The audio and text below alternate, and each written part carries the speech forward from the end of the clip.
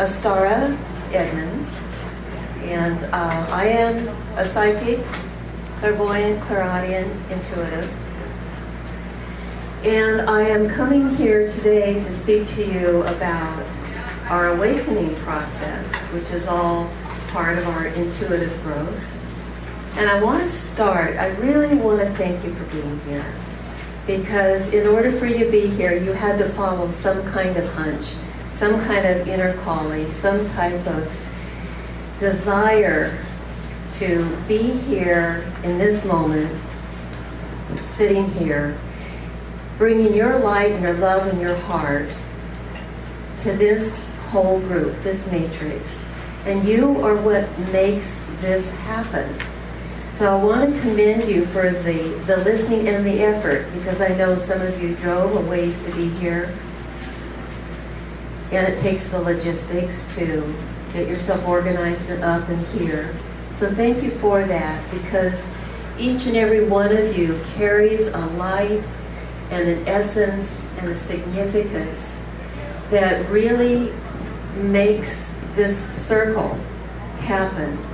And what I share with you today, while I have some things that I know I want to say, there are a lot of things that I've left open because Spirit will speak through me. It's much like doing a reading when I get activated or triggered by your vibration and what you're carrying to bring the message through to you that's pertinent to you, that's most valuable to you. So we're collectively creating this experience. Go ahead and close that.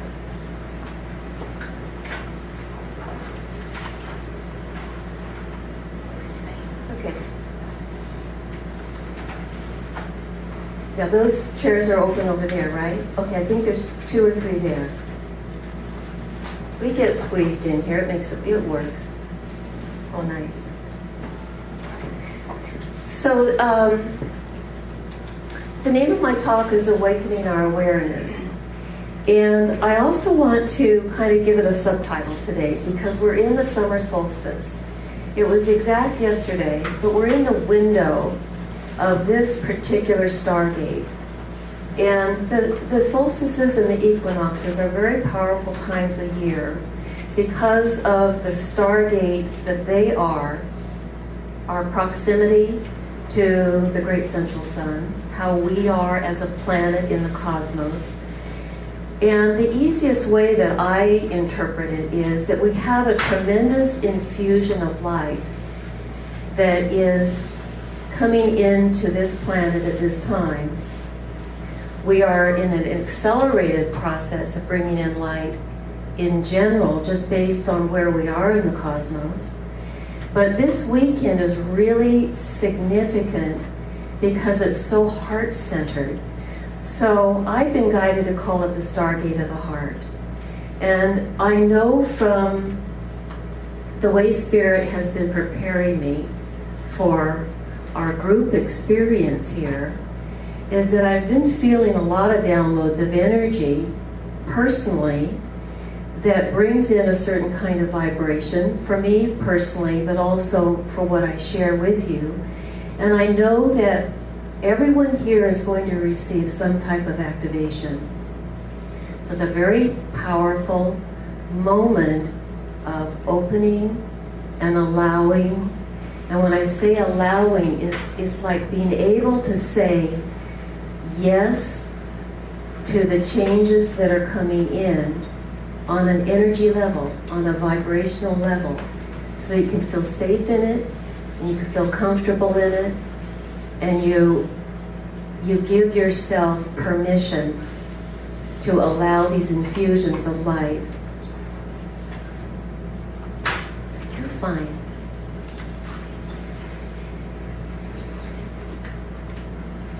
We're just all kind of mixing in here together. Now, just for clarification, what other seats are open? In the back? There's a couple back. 2 or 3, and over here? Okay. So my door monitor to notice that.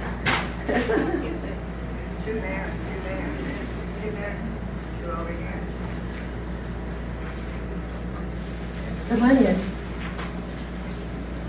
People will direct you. There's some chairs over there in the back. Yeah.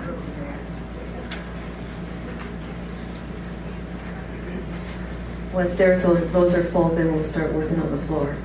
So it all works. So I want to begin in speaking about the psychic side. First of all, just to let you know,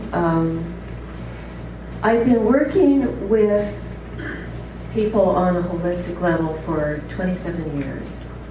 I came in as a rather sensitive child, thinking that a lot of my awareness was common sense and common to everybody until I realized it wasn't. And I had my struggles as a young person dealing with the emotional sensitivity that comes with perception, psychic perception. But I've learned through time and over the years to work with techniques and work with things that have guided me to be more grounded and anchored and ability to clear. And that's really what I'm wanting to share, because with all of you going through whatever level of awareness expansion that you're going through, whether you're new to waking up on a psychic level or you're advanced, the process is the same. So that when you learn to clear and to ground and to balance your energy, it makes it easier to trust that process of opening up. When we open up, if you think of yourself as being like a container, and your container, your vessel, is a certain size, and you go through this expansion process that allows that psychic center and also the emotional body, because they're very closely woven together, to expand, to become a bigger container. When you are a bigger container, you have the ability to bring in more data, to bring in more information. And when that is coming in, that's when sometimes you have those sensations of being a little out of sorts or overwhelmed or tired or moody or a little sensitive because you haven't integrated it yet. You're starting to perceive the energy and the dynamics that are going on with people in the world around you at a higher level. So if you trust the process, that it's okay, even when the process at times isn't comfortable, if you trust that it's okay, that it ultimately is empowering you, then you're going to be non-resistant. You're going to be able to go with the flow. And you'll be able to say yes and to allow these energies to be transformational for you. What happens when we grow on a psychic level and we're able to perceive more, it opens our hearts. It gives us an opportunity to have more empathy for people around us, for the world around us. It activates our compassion to have a greater understanding. The entire planet is going through an awakening process, all on various levels. So there is a growth that is happening with humanity in general that's taking all of us to a higher level of experiencing life and experiencing more truth. One of the things that happens with personal expansion is that you start to question, you start to ask questions, you start to wonder about things. You look at your philosophies or your religions or your ideology or whatever it may be, and you start to ask questions that allows you to think outside of the framework that's familiar to you, than what you've known. And that is all a part of increasing your perception and your ability to bring in and to understand data that's coming in, the informational side. There's room up here on the floor if you would like to sit. Up here. 2 chairs there. Just be comfortable. We're just all one big living room here.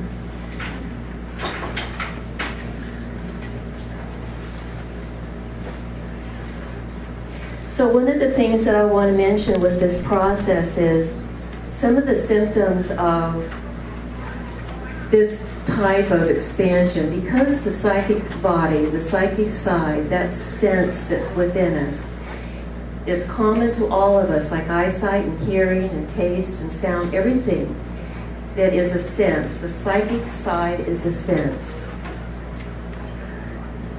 When you have a download of information coming in, it's easy to go into that moody place or feel that disconnection.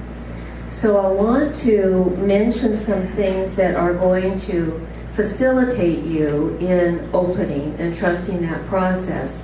And they're really very basic and they're very simple, but one of them is hydration. It's water. The significance of really letting your body work through the fluids. You know, we need that in our body. To be able to rest when you feel called to rest. To meditate, which is a place of quietness, so you can quiet your mind and you can quiet your body. To allow yourself to have some experience with nature. To me, nature is just one of the most profound and wonderful tuning forks. When you can be out walking on a lawn or looking at the trees or the flowers or the bugs or the bees, or at night to hear the cicadas or the crickets or the frogs or whatever it may be, it's like having tuning forks working with your body. And it makes a difference when you're balancing a lot of energy that you're processing, so that you can continue to open and you don't shut it down. What happens when you shut it down, and it happens quite often with young people, when it's overwhelming and you don't have the techniques for clearing and grounding, that's when you can pad the body. You can create these barriers. Sometimes it's literally in weight gain that allows that protection around your psychic centers, the solar plexus being a very significant psychic center, as well as the third eye. So that what I'm suggesting is that if any of you, and I know that there's a few in this room that have gone through that kind of a process, that it's okay at this stage of the game in your life to let down those barriers and to know that the world doesn't have to hurt you.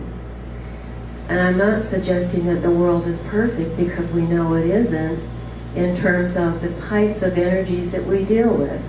You know, we do have pain and suffering on the planet, but it's about how do we expand ourselves and how do we manage the energy that goes through our bodies so that we can stay open, perceptive, loving, available, and not get caught up into some of the lower vibrations. So one of the things I'd like to do is, right now, is do a clearing technique. And this is really very easy. I learned this a long time ago, and it's really made a difference in my life. It's an internal process. You can do it anytime. You can be in the car, you can be driving, you can be in the grocery store. It doesn't matter. But what you do basically is, it's like, let's say you feel a little overwhelmed by something. It could be a friend that you just talked to and you just feel like you're carrying your burden, or the heaviness of something that has taken place. You simply say, I release and let go all unbalanced energy. I release it to divine light. You can change the words to suit you, but basically, I release and let go all unbalanced energy to the divine light.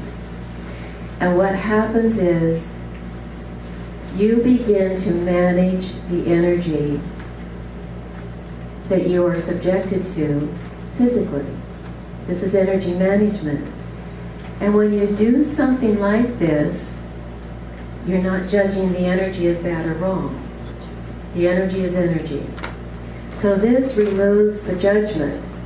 It may be energy you don't care for, but I really want to reiterate that if you look at the energy as somewhat neutral and not judge it, then it goes, it just balances, it moves, and you're not adding that kind of vibration to yourself that's a judgmental vibration. It really works once you begin to work with this kind of technique. You're going to teach yourself how effective it is. It has a way of, if you're in a place where you're feeling uncomfortable and you work with a technique like this, then you feel better. You feel like, okay, I can handle this. I can go in that direction. I can be with that person instead of having to feel like you are overwhelmed and powerless. The energy management side of this is about how you access your personal power around this. The other thing that I find is very valuable is how we utilize earth energy. And grounding is about earth energy. It's about this living being that we are living on and walking on, this Mother Earth. So let's do a little technique right now. I'll do the clearing one first, and it can be an internal thing for you. But we're going to do some grounding. So feet on the ground as much as you can, so you're uncrossed. That lets the energy move and circulate well. And if you're inclined, if you feel that you want to stand, you can. You can do that too.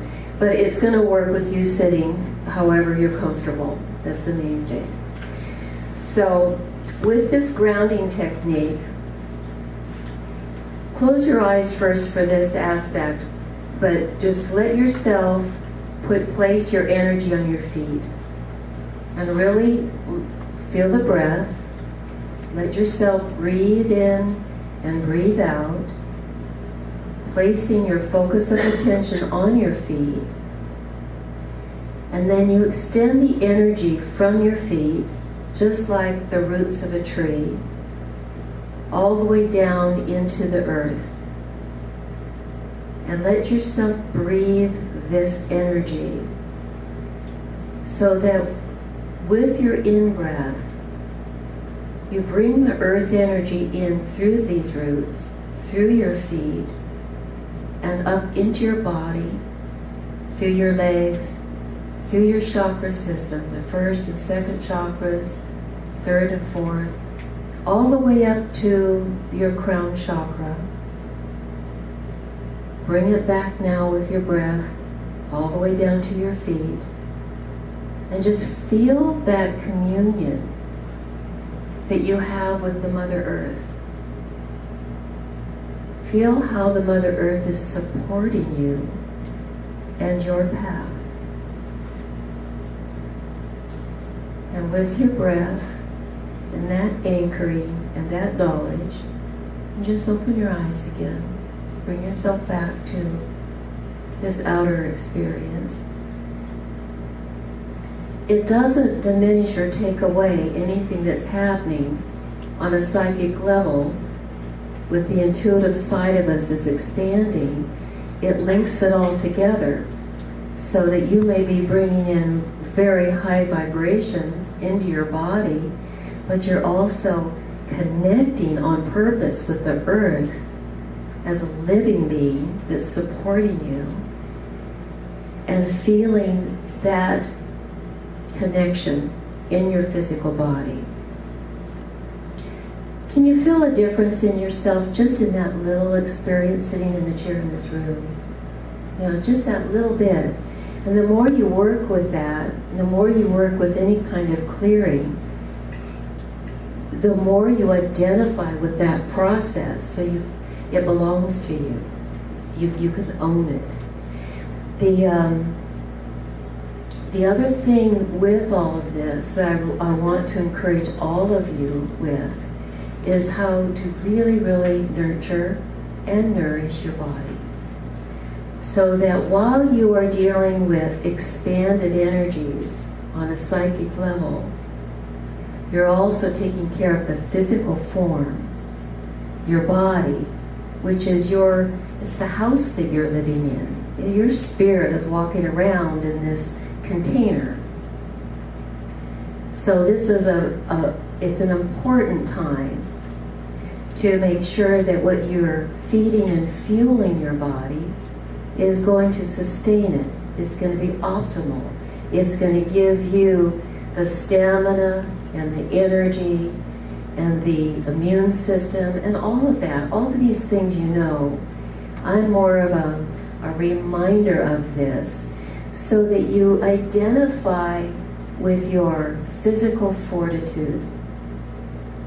It allows for you, for one thing, to be more self-loving, which is all part of this expansion. And it allows for you to trust the process of everything that you are growing through as you're changing and transforming in your life. Whatever challenges may come in, it makes it easier to move through the process of it with you taking care of the physical form, the physical body.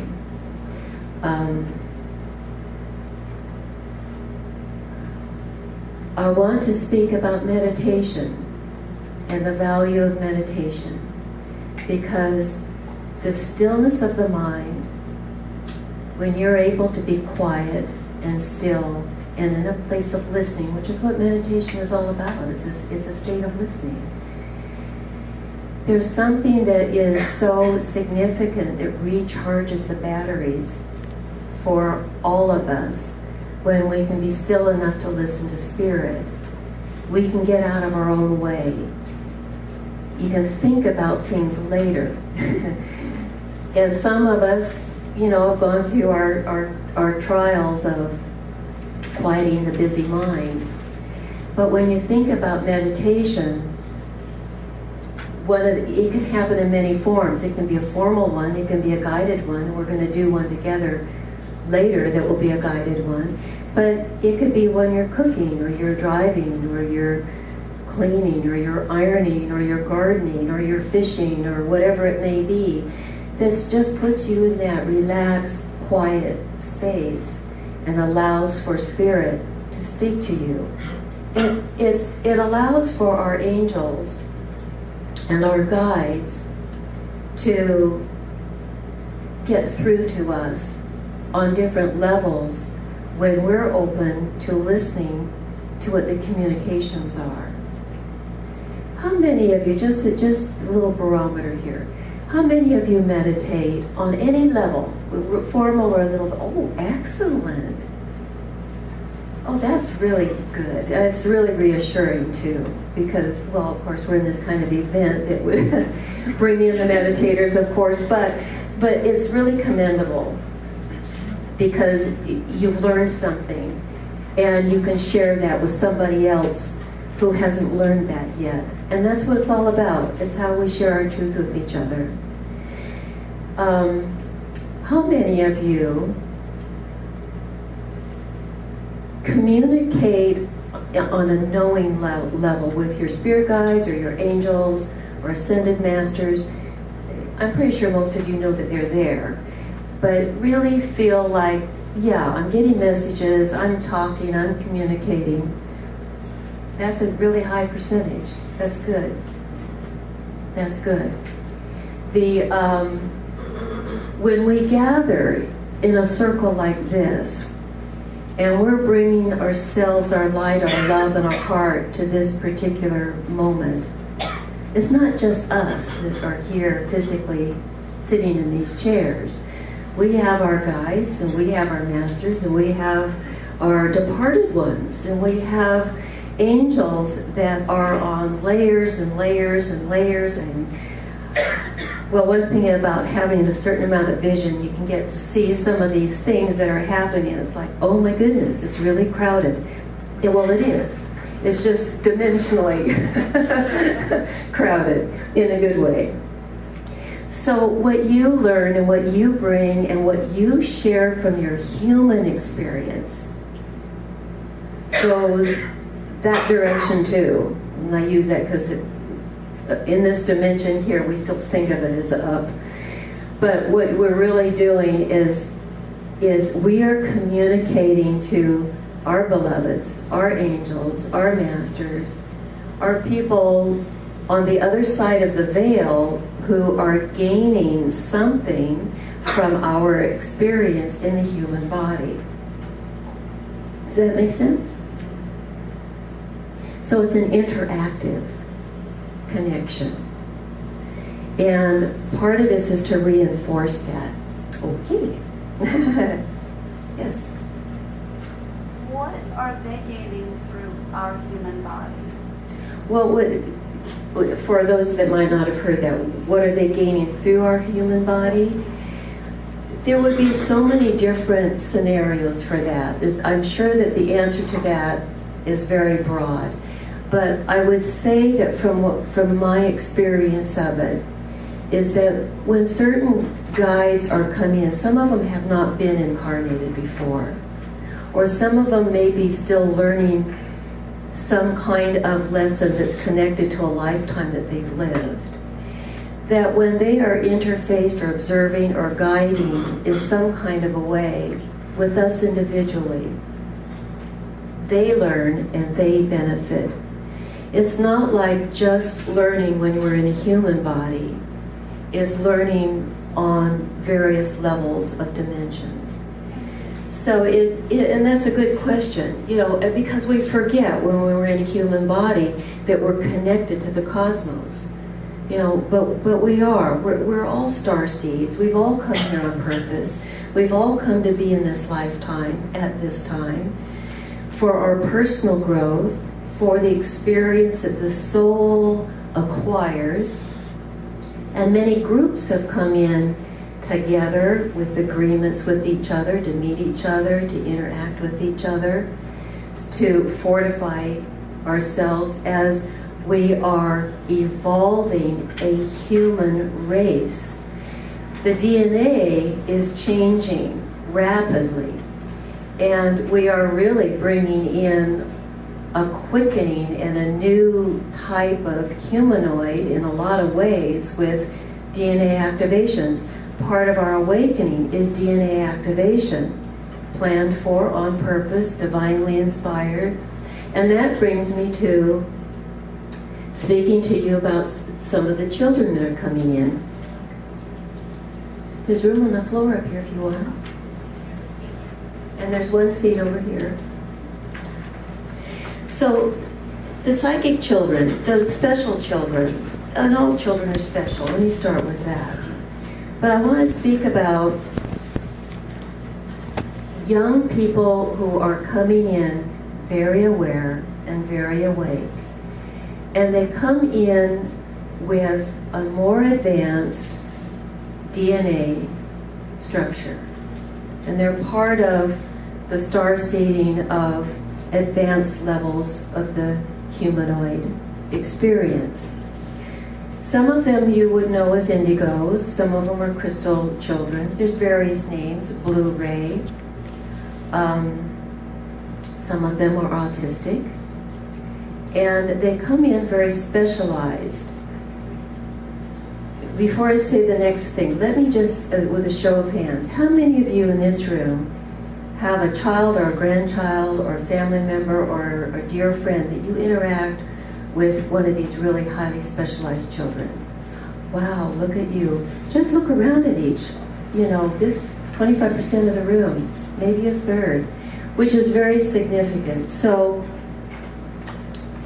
here's the thing with these children.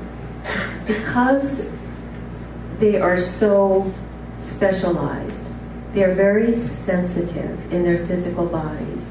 They're aware. They often have memory of past life that they'll talk about. It's normal, it's natural. They have a physical anatomy that really needs to be taken care of in a very high level in terms of nutrition. They're sensitive to air quality. They're sensitive to chemicals, to additives, to dyes. They often have allergies or ear problems or some kind of digestion issues. They are often high-strung. They're often hyperactive. They have a lot of energy and they have a lot of awareness that they carry around in a little tiny container. They've got more energy than this little tiny container wants to hold. So some of the behavioral issues or the acting out issues is all of this high energy in this little container needing to do something. Unfortunately, at least in my opinion, unfortunately, a lot of them are medicated. They're labeled with ADD, ADHD, whatever you want to call that, that's a label for them. But they're really special, high beings, all of them. They're inventors. They think outside the box. They're designed to look at life and perceive life differently.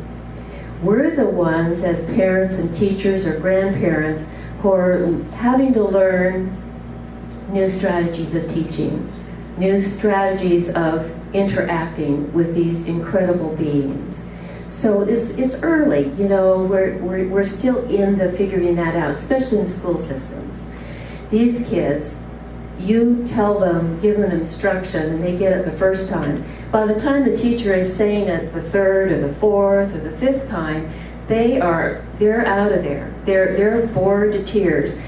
They got it the first time, so then the behavioral issues come in. So some of it is how the systems and the teaching is changing or needs to change to accommodate these types of individuals.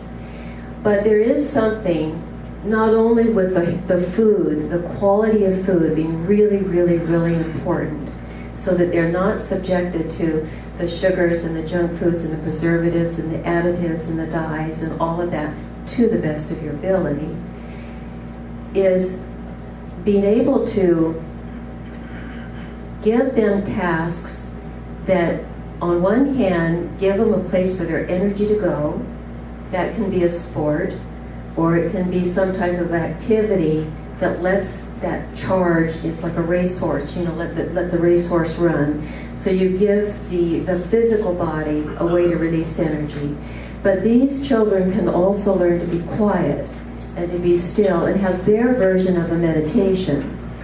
So their meditation just may be a timeout, a quiet time, not watching, you know, video games or getting too involved with technology, so that they learn how to be quiet.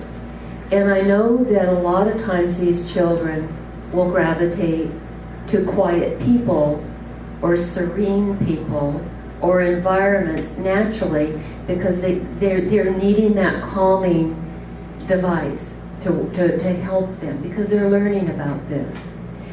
And I know too that parents and grandparents can often feel a little bit confused or a little bit lonely sometimes in trying to figure out what to do. But the good news is, because there's so many of these children coming in, there's so many parents talking to each other, there's more groups or support groups or avenues of communication for so many now, that you can talk to each other and you can share your experiences with each other, so that you're helping each other learn what works and what doesn't work for raising these children, so that they're optimal, so they don't get drugged out and they don't get shut down, which can happen. But we want to elevate it. You know, we want these children to come in and succeed on their path of being these bright, incredible beings, that they're bringing what they're bringing to us, you know, on this planet. Is there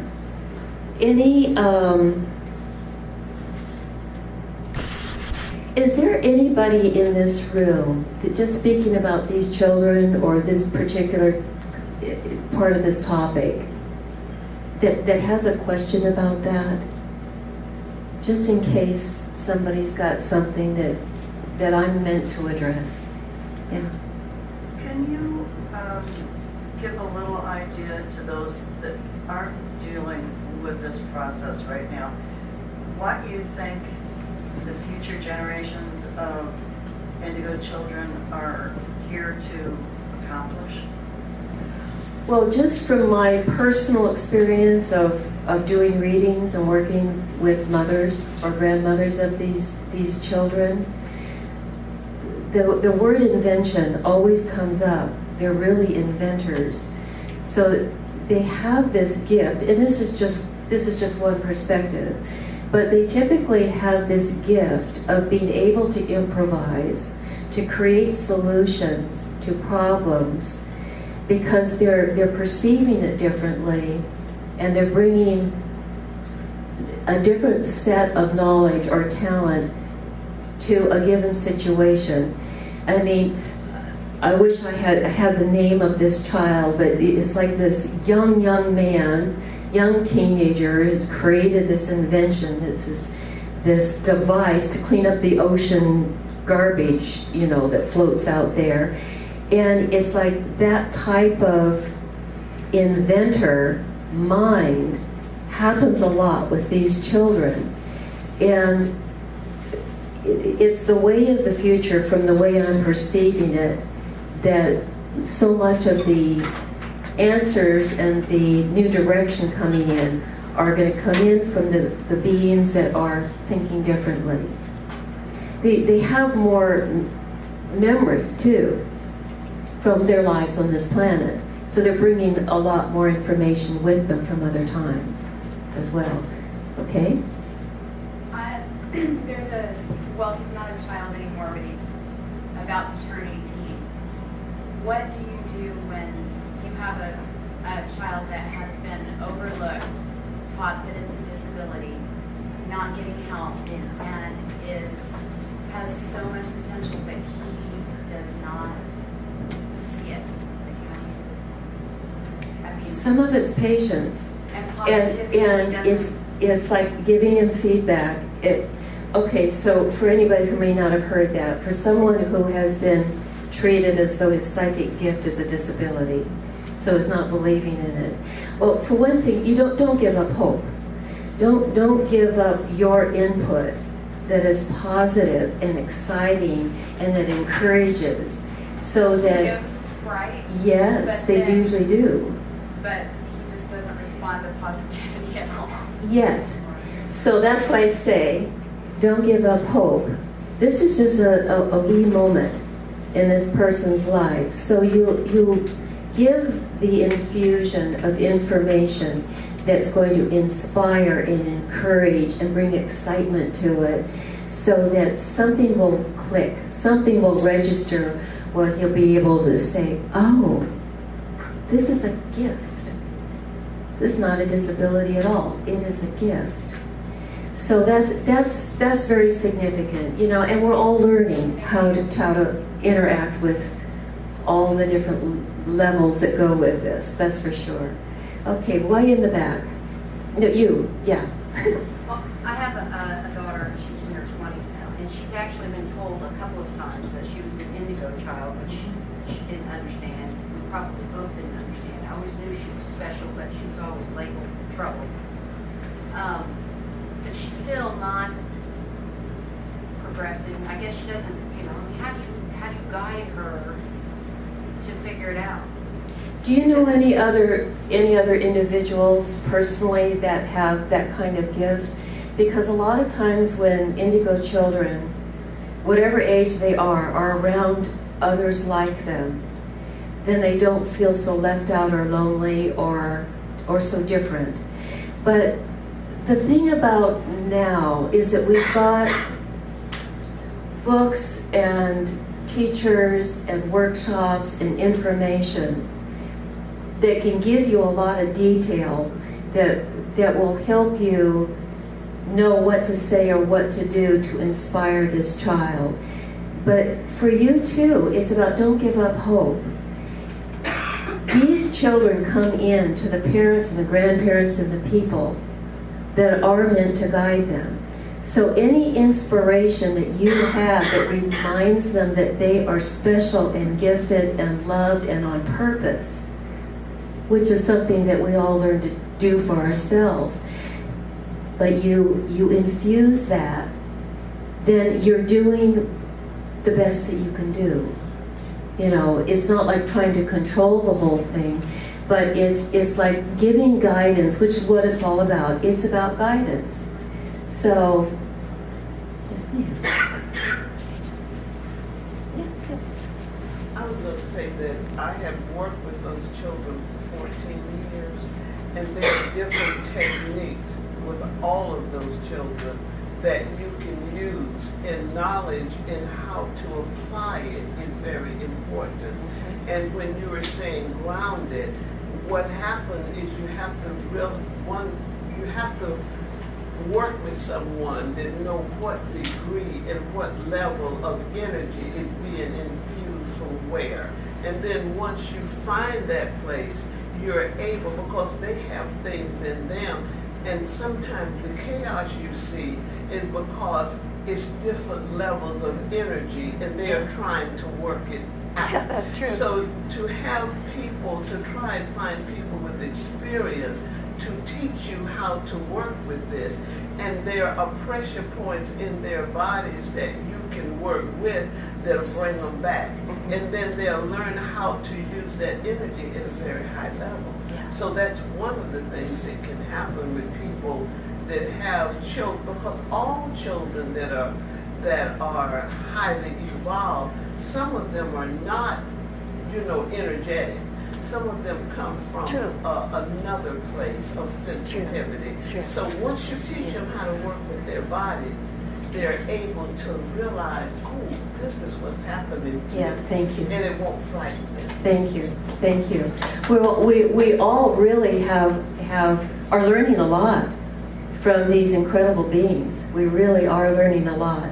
Now, I know there's still more hands up, but here's what I want to do. I am watching my time because I am determined that I'm going to honor the next speaker and be on time. But I want to do a meditation. It's not going to be a long meditation, but it really feels significant. I've been feeling this one. So let's just, with everything that's just been said and opened up and stirred up and everything, bring your awareness uncross your legs if you don't mind. So your feet are on the ground, on the floor, connecting to the earth. Just make yourself relax, close your eyes, begin to breathe. Take some nice deep breaths. Really allow the breath to help you release and let go anything that you no longer need to carry. And allow yourself to just focus now on your heart center, your heart chakra. Allowing that heart space to open, to expand. Feeling the energy of your breath and the energy coming in from the cosmos, moving through your body. Breathing in, breathing out. Allowing the light that's in your heart to expand, to grow. See that light within your heart moving from all the way through your body like a pillar, moving in both directions to your feet, below your feet, up to your crown, above the crown. You are a pillar of light. Breathe that in. And as this pillar of light, allow yourself to open to the guides, the angels, the ascended masters, your departed loved ones, whomever is here for you specifically to give you a gift.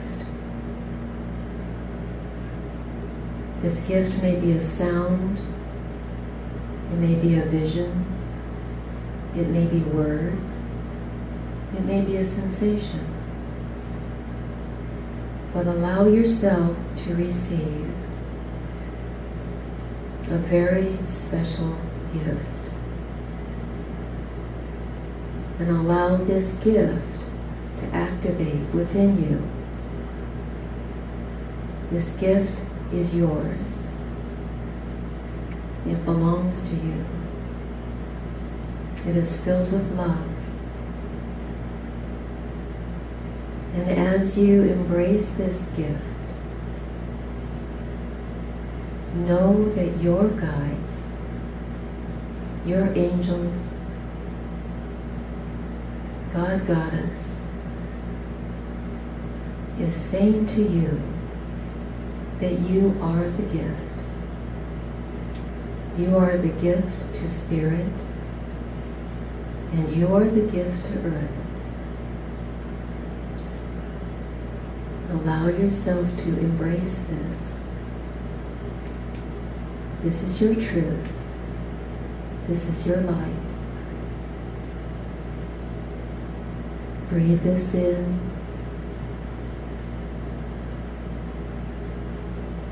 And allow yourself to bring your attention back to your heart center.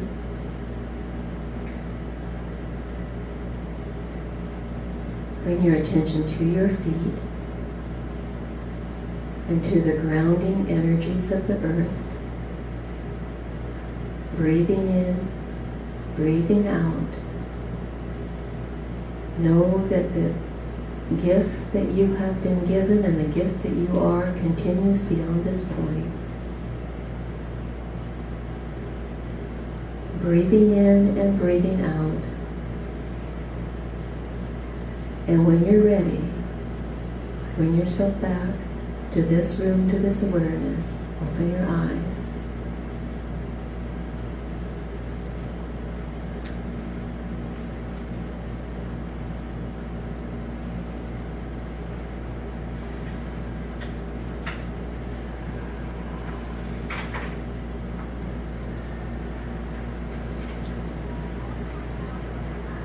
Transmission energy here.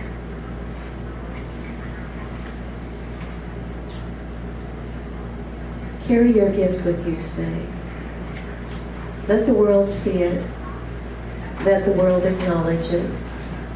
The gift of being a smile or a hug or just the energy that you carry.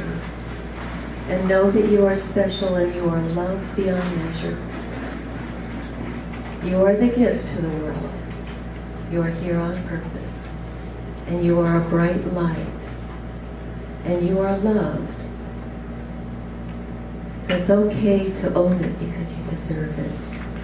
And my final words are the words of the great Jedi Master Yoda. May the Force be with you.